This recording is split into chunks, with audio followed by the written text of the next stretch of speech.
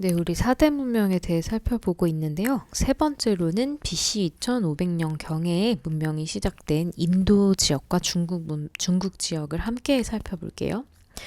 우선은 인도는 이제 인도 지역에 원래 살고 있던 사람들은 우리가 드라비다인으로 추정을 해요. 드라비다인 좀 낯설 수 있는데, 이 사람들은 지금 여기 화면에 나오는 이쪽 사람들 약간 외모가 특이하죠? 인형이긴 하지만 이 드라비다인은 처음에 인도 문명을 만든 사람들인 거예요. 그래서 여기 원주민이라고 기록이 되어 있는데 인도 오른쪽에 중국이 있고요.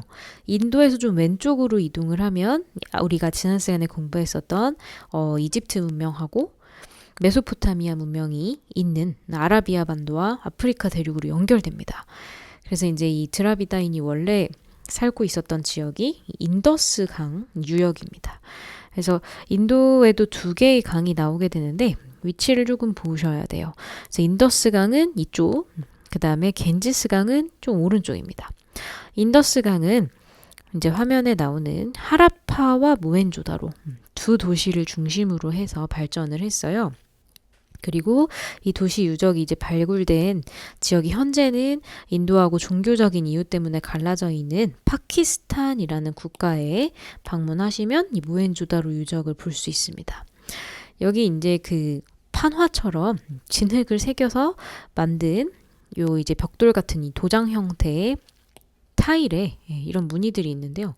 인도 문명도 이제 상형 문자를 썼던 거죠. 근데 아직 해독을 못하고 있는 상태입니다. 우리 지난 시간에 배운 그 이집트의 상형 문자라든지 중국의 갑골 문자 같은 경우는 우연한 기회에 해독에 성공했어요. 그래서 무슨 뜻인지 알 수 있는데 이 인더스 문명의 이 모헨조다로에 있는 상형 문자는 아직 판독을 못하고 있는 상태입니다. 그래서 나중에 밝혀지면 무슨 의미인지 알 수 있겠죠.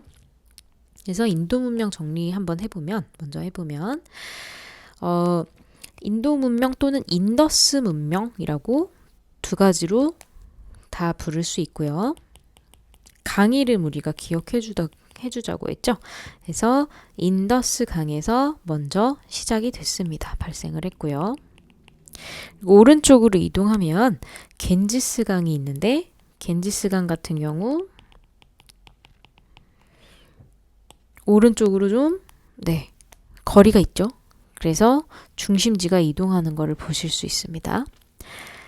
자, 인더스 문명은 처음에 시작이 될 때 인도 북부의 지도에서 보셨지만 펀자브 지방에서 발생했어요. 그리고 도시 이름 기억나실 겁니다. 모헨조다로 그리고 하라파라는 이름을 가지고 있어요.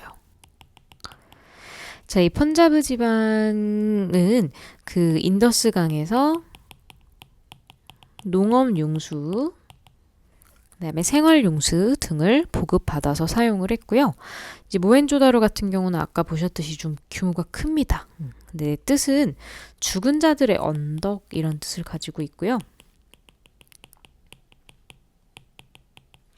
사진에서 잠깐 살펴보면 목욕탕이라든지 벽돌집이라든지 이제 대규모 공중 목욕 시설도 있고 화장실도 있고 그 흔적인 하수, 배수로도 보이고 있습니다. 그래서 오랜 시간을 지났음에도 불구하고 도시의 규모를 짐작을 할 수가 있는데 이 얘기는 인구가 굉장히 많았다는 얘기죠. 인구를 증명을 해주는 거고 각각의 주택에 하수시설이라던가 목욕탕을 사실 운영할 수 있었다는 거는 도시 전체에 물을 공급하고 쓴 물을 다시 뺄 수 있는 하수시설과 이제 배수시설이 분리가 되어 있었다는 그런 의미를 해요. 굉장히 체계적인 도시 문명이란 뜻이고, 그리고 욕실, 그리고 이제 단체시설, 공공시설까지 있었다는 얘기입니다. 그래서 인구도 꽤 많았고 어느 정도 발달된 형태의 도시였다는 증명이 되겠죠.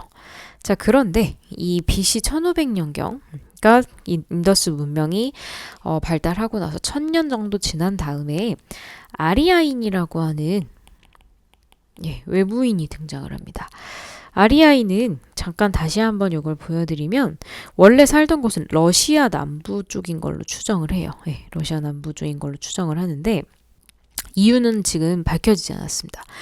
왜인지 모르겠지만 이 러시아 남쪽에서 내려와요.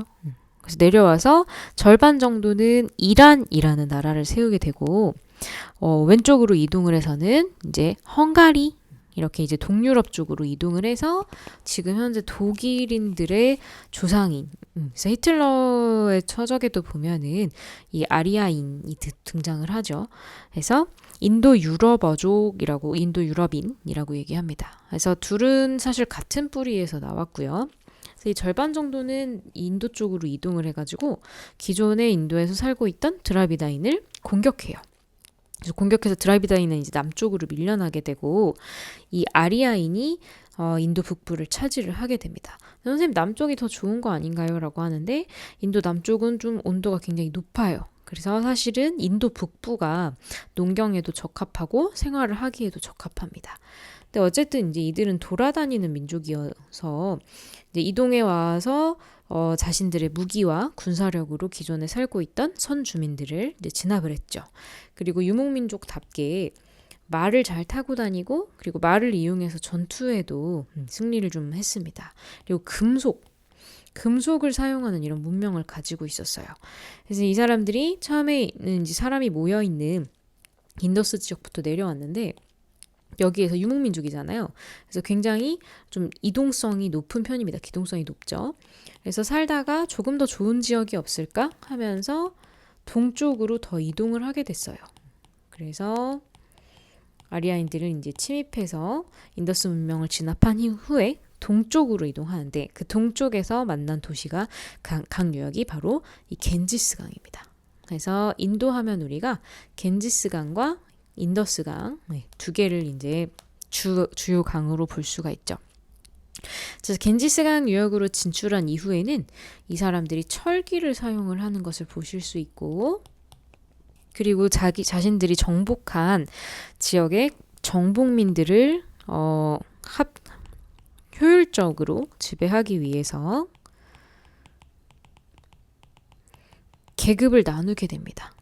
그래서 이제 나누려고 하면은 어떤 기준이 필요하잖아요.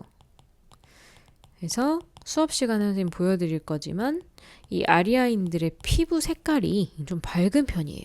근데 이 인도 지역에서 살고 있었던 사람들은 이제 햇살이라던가 위도 덕분에 이제 환경 덕분에 색깔이 약간 어둡습니다. 그래서 포르투갈어로 이제 그 카스트라고 하는 단어를 우리가 먼저 알고 있는데 인도 사람들은 카스트라고 부르지 않고 바르나라고 불러요. 그래서 원래 그 인도의 신분제를 부르는 명칭이 바르나 제도다. 함께 알아두시면 좋고요. 지배층인 아리아인들과 피지배층인 드라비다인이겠죠? 선주민이니까. 인도는 인도에 원래 살고 있던 원주민의 피부 색깔 차이에서 이걸 가지고 계급으로 만드는 겁니다. 해서 이게 이제 지금 현재도 인도에 남아있는 어떤 이 카스트의 기원이 됐고요. 여러분 아시다시피 카스트는 4개의 피라미드로 이루어집니다. 근데 4개 중에서 2개는 아리아인들이고요.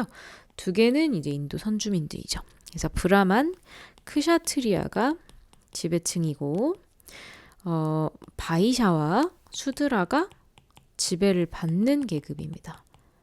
피지배층이죠. 그래서 브라만 같은 경우에는 주요 업무가 이제 이 사람들은 신관들이잖아요. 종교 의식을 담당하고 보통 이제 제사를 지낸다든지 그리고 크샤트리아 의식을 한다든지 이런 사람들이고 크샤트리아 같은 경우는 정치 그다음에 군사 이런 업무를 합니다. 그래서 뭐 장군도 있고 왕족도 있고 그렇죠. 바이샤 같은 경우는 농민이나 장사 또는 수공업자 이런 사람들이라 평민으로 볼 수 있겠고 수드라는 이제 노예가 많아요. 그래서 이 사람들은 뭘 잘못했다기보다는 이 아리아인들한테 마지막까지 항복을 안 했다던가 아니면 무력에 의해서 패배한 사람들. 그래서 그 사람들한테 이제 가장 큰 페널티를 준 거죠. 그래서 신분 상승을 할 수 없는 최하층의 위치를 준 것이 수드라입니다. 불가촉 천민이라고 하는데 우리가 이제 만지지도 못하는 그런 신분이라고 생각을 하시면 돼요. 그래서 현재도 인도에서 상당히 좀 천대를 받고 있습니다. 그래서 이 겐지스강 이후, 겐지스강 차지 이후에는 철기를 사용하고 그리고 벼농사도 함께 영위를 했다는 거 같이 메모를 해둘게요. 자, 이제 중국으로 갈 건데 조금 더 오른쪽으로 가시면 우리하고 가장 가까운 나라이자 한국 문화 형성에도 많은 영향을 끼쳤던 중국 문명이 나옵니다. 중국 문명의 기본이 됐던 강은 황하 또는 우리가 황허 이렇게 부르고 이 황하강역에서 살았던 사람들은 철기까지는 아니고요. 청동기를 사용을 했던 이제 초기 국가 형태를 형성한 이런 사람들이었던 걸로 추정을 합니다. 그리고 이제 여긴 좀 논란이 있는데 하나라는 문헌은 있어요. 문헌적 증거는 있어요. 기록은 있는데 이 하나라의 것이다라고 증명할 수 있는 물건이 안 나왔습니다. 그래서 우리가 시작을 할 때 상나라 또는 은나라부터 중국의 역사를 시작으로 보고 있죠. 그리고 주나라 같은 경우는 확실하게 기록이 있어서 이제 주나라를 확정을 했다가 그 후에 발굴로 인해서 은나라의 유적도 나와서 조금씩 상한선이 올라가고 있는 이런 상황입니다. 상나라 또는 은나라라고도 부르는 이유는 이 나라의 유적이 은허라는 도시에서 많이 발굴이 되는데 오늘날의 도시 이름입니다. 그래서 은허로 천도한 후에 나라 이름을 은나라라고 많이 불러요. 그래서 이름이 두 개고요. 후반부에는 주로 은이라고 기록이 되어 있습니다. 그래서 이 도시 이름인데 은허 도시에서 많은 유적이 발굴이 되면서 특히 갑골 문자 같은 것들이 한꺼번에 이제 무더기로 발굴이 돼서 여긴 굉장히 뭔가 사람들이 많이 살았던 곳이고 센터구나. 이걸 고고학자들이 느끼게 됐죠. 그래서 이 지역을 집중적으로 조사를 했더니 1899년에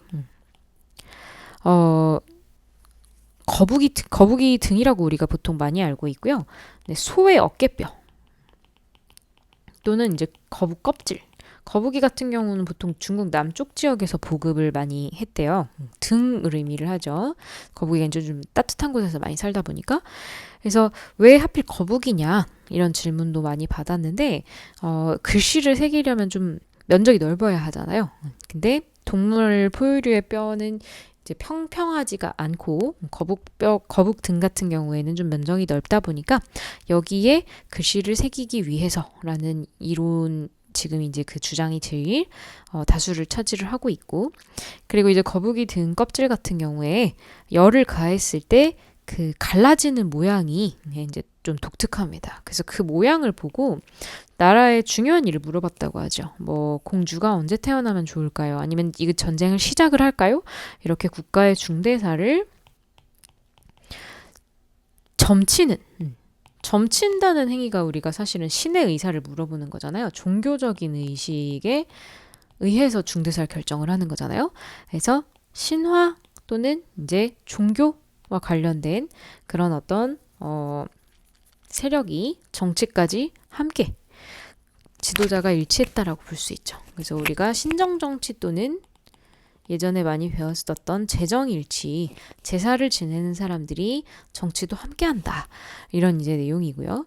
그리고 중요한 것은 이 갈라지는 모양이 지금 현재 한자에 시작이 됐다고 하죠. 그래서 이거는 그림으로 좀 보여드려야 될 것 같은데요.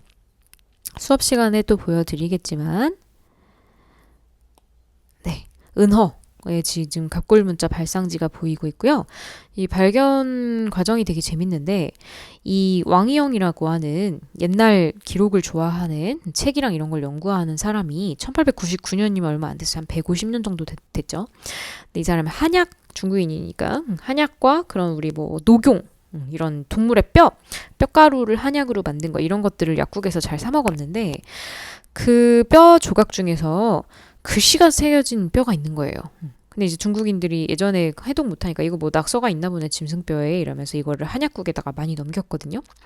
근데 이 사람이 이제 전공이 고고학 그다음에 뭐 이런 금속학 이런 거다 보니까 자기가 연구하던 옛날 한자 모습하고 굉장히 비슷하다라는 느낌을 받은 거예요. 그래서 이걸 모아가지고 이제 친구한테 이 사람 죽고 난 다음에 이 친구가 이거를 해독을 하기 시작을 했는데 그러다 보니까 의미가 판독이 된 거죠. 그리고 이 특히 이제 중국에도 안양시가 있어요. 하남성 안양시. 근데 이 안양시가 은허가 속하는 이 행정구역인데 여기에서 발굴을 시작을 했더니 진짜 대대적으로 이 청동기와 함께 갑골이 쏟아져 나온 거죠. 근데 이걸 우리가 어떻게 알았냐면 사마천이 쓴 사기라고 하는 책에 나중에 기록이 된 책이지만 거기 안에 동물 뼈에다가 국가의 중대사를 점쳐서 읽었다라는 기록이 있어요. 근데 정말로 그 뼈가 나왔고 그 뼈에 새겨진 글씨나 숫자와 그리고 이제 사마천이 쓴 사기의 숫자와 일치하는 거죠. 그래서 이런 유물들이 나왔는데 그러다 보니까 이거는 거짓말이 아니고 진짜구나 라는 사람들이 이제 그 확신을 가지게 됐고 다른 유물들도 함께 이제 그 찾아내게 되면서 해독이 되게 된 겁니다. 그래서 여기 보시면 지금 이제 그 예전에 한자의 원형 같은 모습이 나오고 있습니다. 수업 시간에 좀 더 자세히 보고요. 그래서 오늘날 한자의 기원이다. 가장 중요한 내용입니다. 자, 한 500년 정도 지나고 나서 빠른 속도로 나가고 있지만 우리 거의 조선 왕조 정도로 오래 존속했던 그런 왕조예요. 은나라가 천명을 잃었다라는 명분을 내세워서 BC 1066년 기록에는 그렇게 나와 있습니다. 전차도 사용했다 그러고요. 사병 한 4만 5천 명 정도를 데리고 이제 주나라를 건국한 주왕이 이제 제후들과 소수민족들과 연합해서 은나라를 멸망을 시키고 새로운 왕조를 창조하게 되는데 이것이 주나라 왕조입니다. 그리고 이제 그 수도 지역 왕궁 주변은 자신들의 친척 왕가의 친척, 그래서 피로 관계가 맺어진 그런 사람들한테 주고 그 다음에 나머지 지역은 공을 세운 크기에 따라서 토지를 나눠주죠. 그래서 우리가 이걸 중학교 때 배웠는데 봉건제라고 합니다. 봉건제는 그 지역의 지배자로 봉하면서 임명을 해주면서 대신에 영토를 주는 거죠.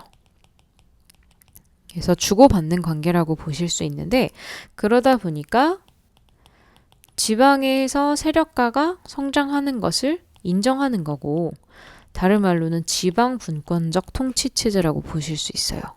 그래서 왕은 수도 부근을 통치하고 지방은 제후가 통치를 하는 이런 구조가 됩니다. 그래서 제후는 귀족들, 자귀를 받는 사람들, 왕을 보좌하는 사람들 이렇게 해석할 수 있고 왕실하고 또 혼인관계를 맺으면서 넓은 의미의 친척으로 함께 확장을 해서 지도를 하게 됩니다. 자, 주나라 봉건제에 대해서 조금만 더 추가로 살펴보면 이제 천명사상 아까 설명드렸는데 하늘이 덕이 있는 사람을 선택해서 이 사람한테 하늘의 운명이 간다라는 뜻으로 이제 하늘의 뜻을 잃으면 지도자의 자리에 있을 수 없다. 그리고 이렇게 하늘의 하늘의 선택을 받기 위해서는 덕으로 백성을 감화하여야 한다. 감동시켜야 한다. 이러한 이념이 있습니다. 그래서 갑골문의 모습 보이고요. 그래서 영역이 큰 차이는 없어요. 은허, 여기가 이제 중국의 안양시인데 상나라 또는 은나라라고 해석이 되는 부분이고요. 주나라는 어때요? 거기랑 겹치는데 수도만 옮겼죠. 그래서 수도는 지금 호경, 현재의 시안이라고 하는 곳입니다.